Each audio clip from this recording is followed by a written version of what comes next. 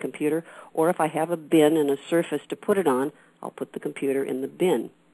The other thing that's real important is as the bins go through the X-ray machine, think for yourself, when they come out the other end, what's the easiest, quickest way I can rebuild my stack of luggage?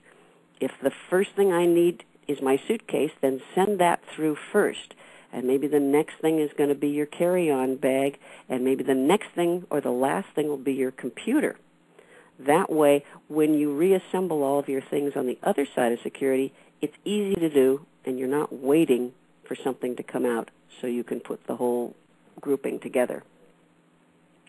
Wonderful, wonderful tips, particularly reassembling the baggage, because I always seem to waste, I think, a lot of time trying to wait for the last thing to come out, you know.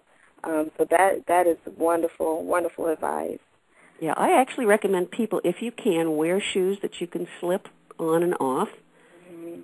Although that you have to balance with what's the bulkiest pair of shoes that I'm going to be taking on my trip. Those may be the ones just for this one time that I will actually wear because it will give me more room in my suitcase. Also think about what kind of metal you have and what you've got in your pockets. All of that stuff needs to come out because your goal is to get through security without having to step aside and get the extra screening. And if you can take off as much of that stuff or not wear it in the first place, you're far and away ahead. If you do end up having to be separately screened, the best advice is don't argue. Right. Let them do their thing. It's annoying, but these days it's a fact of life. If they don't want you to touch your bag, don't touch your bag. You can suggest to them, hey, it's easier if you're reassembling it, or if you're taking it out, if you undo that side first, or be careful, I've got something in there that's breakable. But once again, don't argue. Yes, wonderful advice, because you can get probably into a lot of trouble if you argue and escalate the situation. Right. Next, I want to ask you, while on the plane, how should you prevent jet lag? I think jet lag is very preventable if you do some thinking about it to begin with. Think about where you're going. Think about what time it's going to be when you get there. Think about your own meals and carry snacks that are appropriate.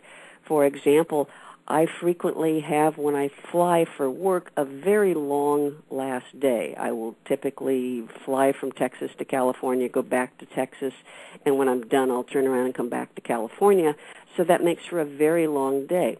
If I start in the morning eating on Texas time, I find that I will have eaten way too much by the end of the day. So what I try to do is eat light and plan ahead so that the ultimate time zone I'm going to be on is kind of the way I set up my day. The other thing for jet lag is drink a lot of water. That's very helpful. Alcohol is really detrimental to jet lag, so that's something you want to avoid. There are also some good homeopathic remedies. One I like is something called No Jet Lag. It's a small peppermint-tasting tablet that you take, particularly if you're going, let's say, to Europe, where you've got multiple time zones, and you chew a couple of those throughout your flight at 2-hour intervals, and you find it's much easier to adjust. Getting plenty of sleep before your trip, which is sometimes difficult, is important. Not drinking a lot of caffeine and sugar drinks is another one that will be helpful. And exercising en route. You know, I try to get up at least every 2 hours and do some in-seat exercises and stretching to help keep the blood flowing. Yes, wonderful, wonderful. We have a couple of more minutes left, and 2 more minutes, and I just wanted to ask you one last question. What should people do to try to keep their children entertained while they're flying? I think keeping your children entertained is really a personal thing. It's your knowing what your children enjoy and probably making them, depending on their age, responsible for, let's say, picking 3 toys, maybe it's a combination of toy, book, puzzle, to have with them to enjoy, also giving them something that is familiar and comfortable. Maybe it's a small pillow, something that they can do on their own to amuse themselves. Don't depend on the airlines to have amusement for them. Although if you'll bring your own small headset, you can always plug those in, save the expense of buying them if you're on a flight where they're not given to you, which I think is more and more the case. But be prepared with your own entertainment. Don't depend on the airline, and snacks.